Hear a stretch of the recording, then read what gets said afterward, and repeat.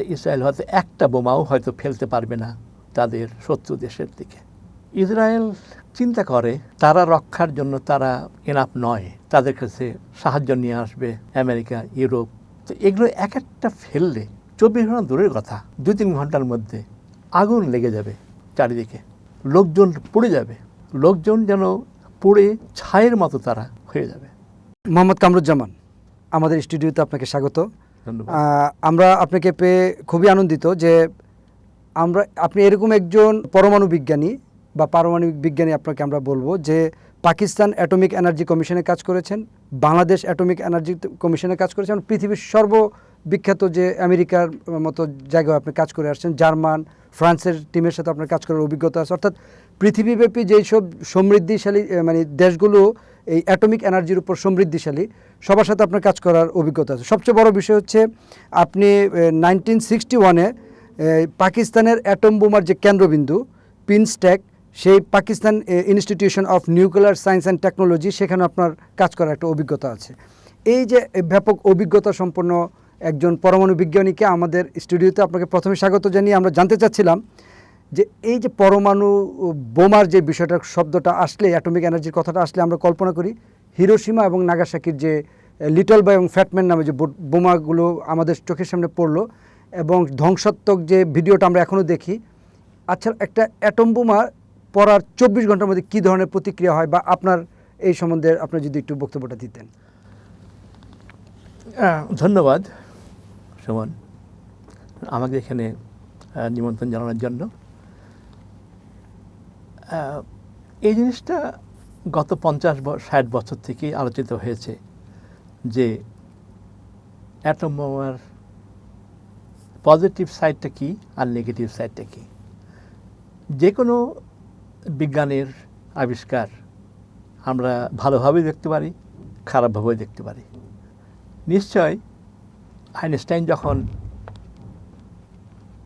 Atom বোমার জন্য কাজ করছিলেন তখন উনি জানতেন না যে তারই আবিষ্কার অ্যাটম বম হিরোশিমা নাগাসাকির উপরে কখনো নিক্ষেপ করা হবে এবং তার দ্বারা এত বড় ক্ষতি হতে পারে যে ক্ষতি আজ পর্যন্ত জাপানের মানুষরা ভুলতে পারে না, পৃথিবীর মানুষরাও ভুলতে পারবে না। সেই ক্ষেত্রে বলবো নিশ্চয় করে যে বেশ ক্ষতিকারক। কিন্তু অন্য দিক দিয়ে দেখতে গেলে দেখা যায়, দেখেন যে প্রথম মহাযুদ্ধ এবং দ্বিতীয় মহাযুদ্ধের মধ্যে গ্যাপটা কত কম, মাত্র অল্প কয়েক বছর পরেই দ্বিতীয় মহাযুদ্ধ শুরু হলো। কিন্তু দ্বিতীয় মহাযুদ্ধ থেকে তৃতীয় মহাযুদ্ধ যেটা এখনও হয় নাই, সে গ্যাপটা কত দূর হতে পারে এবং আদৌ কখনো তৃতীয় মহাযুদ্ধ হবে কি না সেটা আমরা জানি না।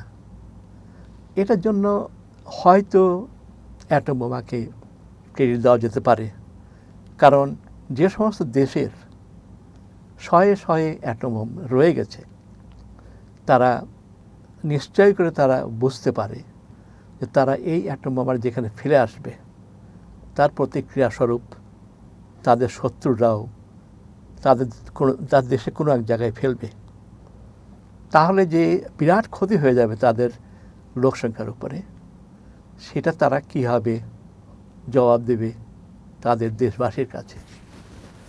সেই ক্ষেত্রে আমার মনে হয় অ্যাটম বোমের পজিটিভ সাইডটা আমি দেখতে পাই যে এটা তৃতীয় বিশ্ব মহাযুদ্ধকে হয়তো পিছনে ঠেলে দিচ্ছে এবং সেটা আমরা হয়তো এই আমেরিকা, ইসরায়েল, ইরান যুদ্ধের মাধ্যমেও হয়তো দেখতে পাচ্ছি কীভাবে আমেরিকা এবং ইসরায়েল ইরানের উপরে দিনের পর দিন, রাতের পর রাত 24 ঘন্টা ধরে বোমা ফেলে আসছে। কিন্তু ইসরায়েল কখনো চিন্তাও করতে পারে নাই যে তারা কখনো অ্যাটম বম ফেলবে ইরানের উপরে। সেক্ষেত্রে আমার মনে হয় অ্যাটম বোমের হয়তো এটা একটা পজিটিভ সাইড হতে পারে। যদি ইসরায়েল ইরানের উপর অ্যাটম বোম ফেলে চূড়ান্ত পর্যায়ে, এটা কি ফেলা সম্ভব কিনা, বা কেন ফেলবে না? তার নিজের আত্মরক্ষার্থে বা তার অস্তিত্ব রক্ষার্থে? ইসরায়েল চিন্তা করে তারা রক্ষার জন্য তারা এনাফ নয়, তাদের কাছে সাহায্য নিয়ে আসবে আমেরিকা, ইউরোপ। যেমন তারা কথায় কথায় জার্মানিকে বলে, আবার কি আপনারা আমাকে ওই হলোকাস্ট ক্যাম্পে করে নিয়ে যাবেন? মানে জার্মানিকে এমনভাবে মুখ বন্ধ করে রেখেছে ইসরায়েল যে জার্মানি একটা শব্দ করার সাথে সাথে তাদেরকে বলা হয়। এই কদিন আগেই জার্মানির একজন মন্ত্রীকে একজন ইসরায়েলি মন্ত্রী বলল, আপনি কি ভাবছেন যে আবার আমাদেরকে ওই ধরনের কোনো একটা টেন্টে নিয়ে যাবেন বা হলোকাস্টের মতো কোনো একটা ক্যাম্পে নিয়ে যাবেন, গ্যাস দেবেন? সঙ্গে সঙ্গে জার্মান মন্ত্রী আর কিছু বলতে পারল না। তো সেটাই হলো সবচেয়ে বড় জিনিস, যে ইসরায়েল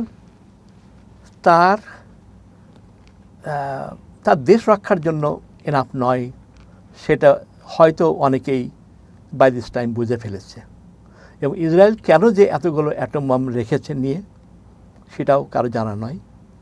কারণ ইসরায়েল এখন পর্যন্ত আমার মনে হয়, বিশ্বাস করি আমি যতগুলো আর্টিকেল পড়েছি, যে ইসরায়েল হয়তো একটা বোমাও হয়তো ফেলতে পারবে না তাদের শত্রু দেশের দিকে। কারণ ইসরায়েল এত ছোট একটা দেশ যে তার শত্রু যদি ওখানে একটা বোমা ফেলে, তাহলে পুরো ইসরায়েলের মধ্যে সেই অ্যাটমিক বোমার যে প্রতিক্রিয়া স্বরূপ যেটা হবে সেটা মারাত্মক হবে, মানে সামাল দেওয়ার মতো অবস্থায় নাই, মারাত্মক হবে। যাক, ধন্যবাদ আপনাকে। আমি জানতে চাচ্ছিলাম একটা অ্যাটম বোম ফেলার 24 ঘন্টা প্রতিক্রিয়াটা কি হয়? হিরোশিমা নাগাসাকিতে যে ধরনের বম ফেলা হয়েছিল সেগুলো হয়তো আজকাল একটাও নাই। অত ছোটোখাটো বম হয়তো নেই। তার চাইতে মিনিমাম 100 গুণ, 200 গুণ, 500 গুণ। তো এগুলো এক একটা ফেললে 24 ঘন্টা দূরের কথা, 2-3 ঘন্টার মধ্যে আগুন লেগে যাবে চারিদিকে, লোকজন পুড়ে যাবে, লোকজন যেন পুড়ে ছায়ের মতো তারা হয়ে যাবে। তাহলে এটা এই অ্যাটম বোম থেকে বাঁচার কোনো রাস্তা কি, ওয়ে কি পৃথিবীতে নাই? ওই যে আন্ডারগ্রাউন্ডে যে যারা তৈরি করে বাংকার, এখন বাংকারে কতজন লোক যে থাকবে সেটা জানি না আমরা, তাই না? এবং বাংকারটাও যে কতটুকু সেফ সেটাও জানি না আমরা। হ্যাঁ, কারণ এই যে কদিন আগে যে ইসরায়েল এবং আমেরিকা ইস্পাহানে বাংকারে গিয়ে তাদের প্রথম সেন্ট্রিফিউগাল সোর্সগুলো সব ধ্বংস করে ফেলেছে। প্রায় 60% অফ দ্য সেন্ট্রিফিউগালস তারা ধ্বংস করে ফেলেছে বাংকারে গিয়ে।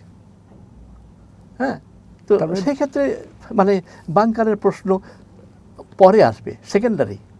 প্রাইমারিতে হলো যারা উপরে যারা আছে তাদের সংখ্যা কত, লাখ, মিলিয়নস অফ, ডিপেন্ডিং মানে কোন দেশে ফেলা হচ্ছে তার উপর নির্ভর করবে। কিন্তু এটা হয়তো millions and millions of people will be affected.